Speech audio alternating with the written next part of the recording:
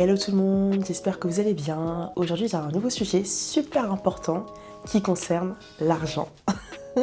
Qui n'aime pas l'argent, qui n'aimerait pas en avoir plus, qui n'aspire pas à avoir plus d'argent, etc. Mais le plus important avant d'avoir beaucoup d'argent, c'est déjà savoir gérer ce que vous avez. On va parler de mes habitudes, toutes les habitudes que j'ai mis en place qui m'ont aidé à mieux gérer mon argent.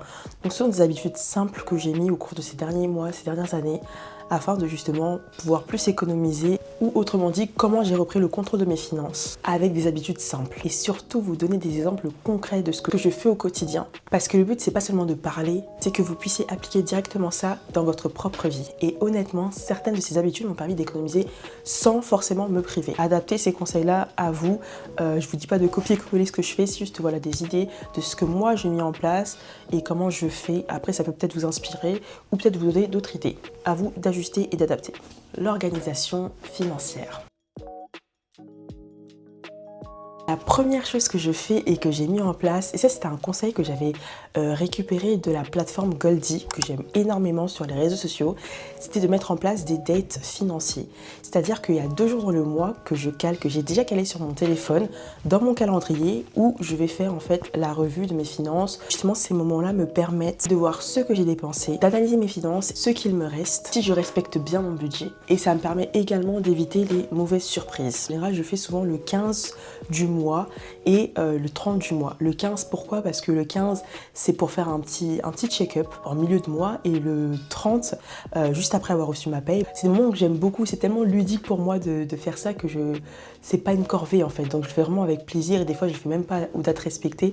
Des fois je le fais même avant ou après, mais en fait le but c'est vraiment de faire sur des dates qui vous arrangent, prendre le temps de pouvoir regarder où est-ce que vous en êtes, d'ajuster certaines choses. Deuxième habitude que j'ai mis en place, c'est de simuler ma paye. En général, je sais combien je gagne en moyenne, ça varie souvent d'un mois à l'autre en fonction des variables.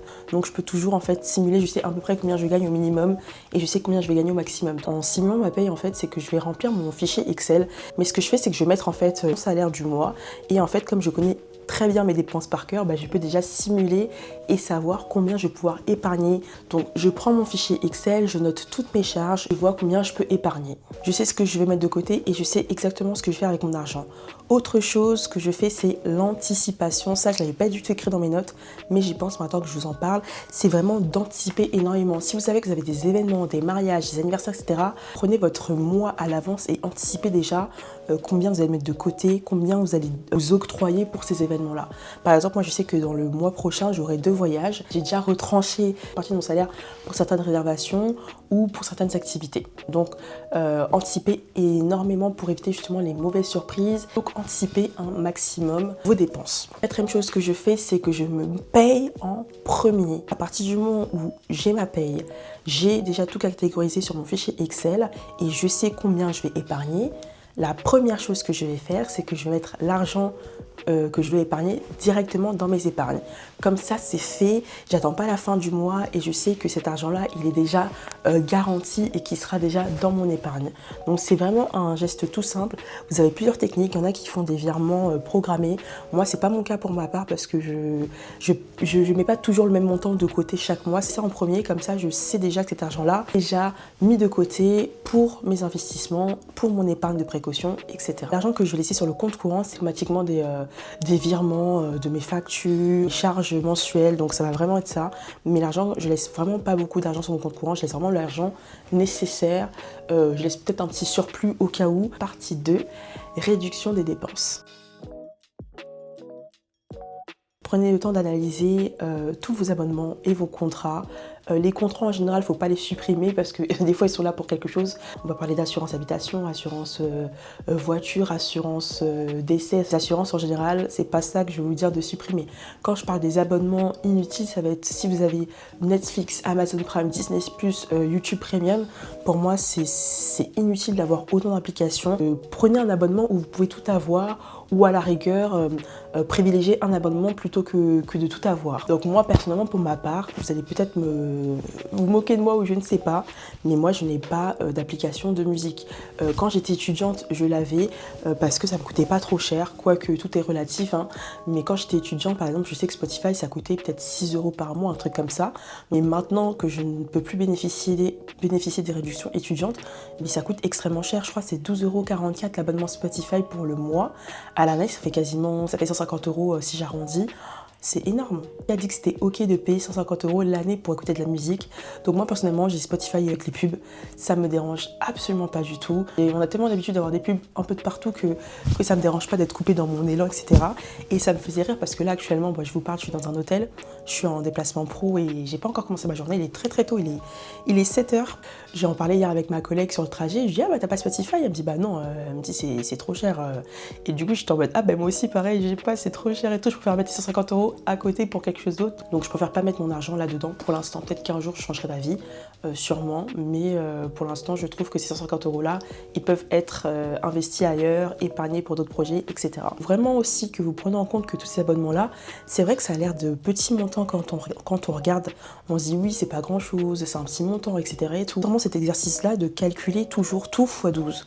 Calculez vos abonnements mensuels x 12 et vous verrez qu'à l'année, ces petits montants que vous appelez petits montants sont quand même des gros montants. Il faut vraiment avoir ce rapport-là avec les chiffres et ne jamais minimiser le montant en vous disant que c'est que 1%, c'est que 1 €. Donc ça c'est pour la partie abonnement, pour la partie assurance, etc.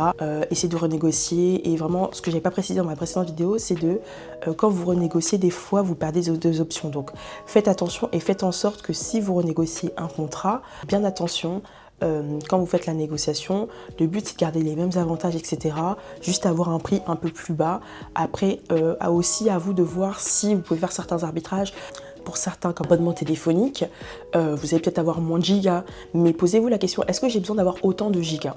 Récemment, j'ai dû renégocier un peu tous les contrats téléphoniques pour ma famille et je me suis rendu compte au final, on n'avait pas forcément besoin d'avoir autant de gigas que ça et qu'au final, on peut passer un tarif beaucoup plus avantageux juste en baissant le nombre de gigas. Faites attention quand vous faites vos négociations. Si vous êtes vraiment, c'est vraiment important pour vous de garder certaines garanties, gardez-les. Maintenant, on va parler de faire les courses. Ce serait de vraiment vous expliquer comment bien faire vos courses. Parce que j'aime trop, je trouve faire les courses, c'est tellement... moi, je kiffe faire les courses personnellement et j'ai vraiment ma stratégie pour faire les courses. Donc, je vais tout vous lister, tout ce que je fais pour pouvoir optimiser un maximum.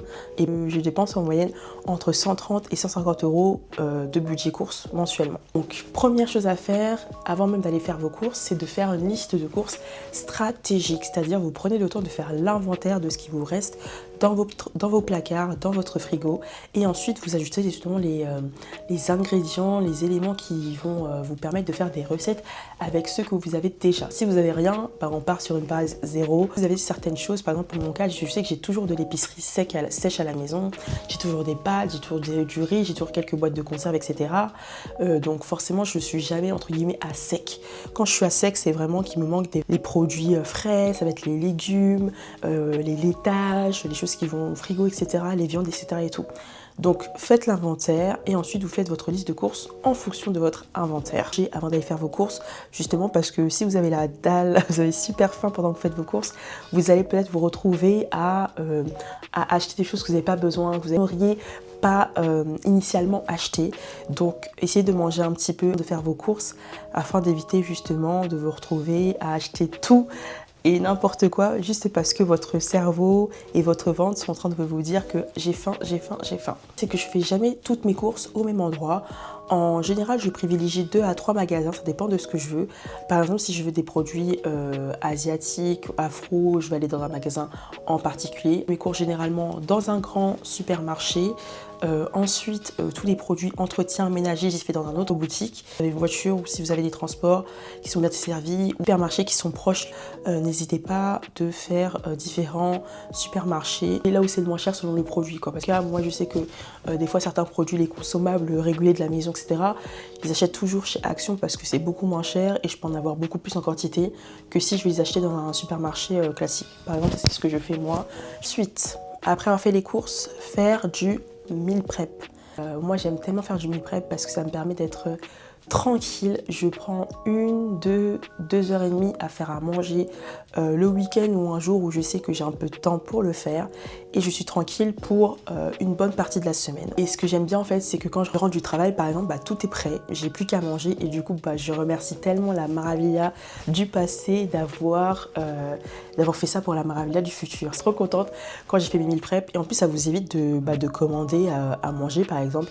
Si vous savez qu'à la maison, vous avez fait des plats qui sont bons, qui sont délicieux, vous aurez moins cette envie-là de vous commander je ne sais pas quoi. Bien d'avoir des meal prep, comme ça vous êtes tranquille pour un moment donné et c'est génial. Partie 3, consommation intelligente. Je suis très contente d'en parler parce que je viens de loin quand même là. J'ai arrêté de suivre la tendance, tout simplement. J'ai arrêté de suivre la tendance fashion, les vêtements, etc. J'ai arrêté de suivre ça. Tout simplement parce que la tendance, ça vient, ça part. À un moment donné, le vêtement est la mode, après il n'est plus la mode. Donc du coup, ce que je privilégie personnellement pour ma part, c'est des vêtements intemporels, des vêtements que je peux facilement matcher avec d'autres trucs facilement. Donc principalement mon uniforme du quotidien ou pour le travail, ça va être une chemise. J'ai plusieurs couleurs de chemise. Après, ça va être un bas noir ou un jean. Mais je privilégie des vêtements où je sais que je vais pouvoir les porter avec tellement de tenues, des vêtements qui sont versatiles, qui sont intemporels et qui passent partout. Donc j'ai arrêté de suivre la tendance pour ma part et je privilégie les vêtements intemporels que je peux garder vraiment le plus longtemps possible. De qualité aussi, si j'ai la possibilité d'acheter un vêtement de qualité, je ne vais pas me priver, mais c'est vrai que je fais beaucoup moins de shopping avant. Avant j'avais beaucoup l'habitude de passer beaucoup de commandes en ligne, etc. ou même faire les magasins. Maintenant je vais faire les magasins peut-être en une fois ou en 2 fois dans l'année, mais je vais essayer d'acheter des vêtements de meilleure qualité et des vêtements qui vont me durer dans le temps et qui me vont tout simplement et que je sais que je vais porter. Toujours dans la catégorie des vêtements, c'est reporter vos vêtements. Franchement, ça a l'air tout bête comme ça, mais les vêtements sont faits pour être reportés, donc il n'y a pas de honte à reporter ces vêtements. Comme je viens de vous dire, vous voyez cette jupe là que je porte là, attendez, je vais vous la montrer. C'est une jupe noire plissée comme ça, elle est simple, mais je la porte tout le temps. C'est vraiment une jupe que je portais peut-être une fois par semaine parce que elle va avec tout et puis voilà, les vêtements sont faits pour être portés et associés avec une chemise ou une autre chemise, c'est pas du tout la même tenue en fait. Donc moi j'aime bien des fois me dire ouais, j'aime trop comment t'habiller, machin et tout, et en fait moi je suis pas en vrai choquée parce que je me dis en fait j'ai juste changé un accessoire ou une paire de chaussures, etc. Et la tenue elle a totalement un autre aspect. Donc franchement reportez vos vêtements et même pour les événements, quand vous avez des mariages, des événements et tout, et on n'est pas des stars, on n'a pas tous des garde-robes à je ne sais pas combien de milliers d'euros ou avec plein de robes. Moi, si j'ai la possibilité, je reporte les robes. Si je sais que je suis pas fille d'honneur ou je sais que je suis juste simple invitée, etc. à un mariage, je vais reporter les robes que j'ai achetées parce que c'est un coût. Quand j'ai la possibilité de pouvoir reporter une robe, je le fais. Un maximum de reporter vos vêtements, il n'y a pas de honte. Les vêtements sont faits pour ça. Tant que vous les entretenez bien, tant que vous les lavez bien, tant que vous savez les porter à l'infini avec tellement de vêtements, avec tellement de tenues, c'est le principal. Évitez les achats compulsifs. Donc quand vous allez faire du lèche-vitrine, que vous voyez à part si vous avez prévu, vous avez utilisé un budget shopping pour le mois, essayez quand même de réfléchir avant de faire un achat. Posez-vous la question si vous en avez vraiment besoin, si vous n'avez pas quelque chose de similaire à la maison ou quelque chose qui fera totalement bien le travail. Donc prenez vraiment le temps d'étudier ça et de vous dire mais est-ce que j'en ai réellement besoin ou est-ce que c'est juste pas un petit caprice. Prenez le temps, réfléchissez 48 heures et normalement d'ici 48 heures, vous n'en aurez plus besoin, vous n'en aurez plus l'envie. Vous achetez quelque chose qui vous procure beaucoup de joie sur un moment, sur une courte période et au final, cette joie-là, elle reste pas à vie en fait, elle reste très temporaire. Donc prenez le temps de réfléchir avant de faire un achat qui n'était pas prévu. Partie 4, mentalité et investissement.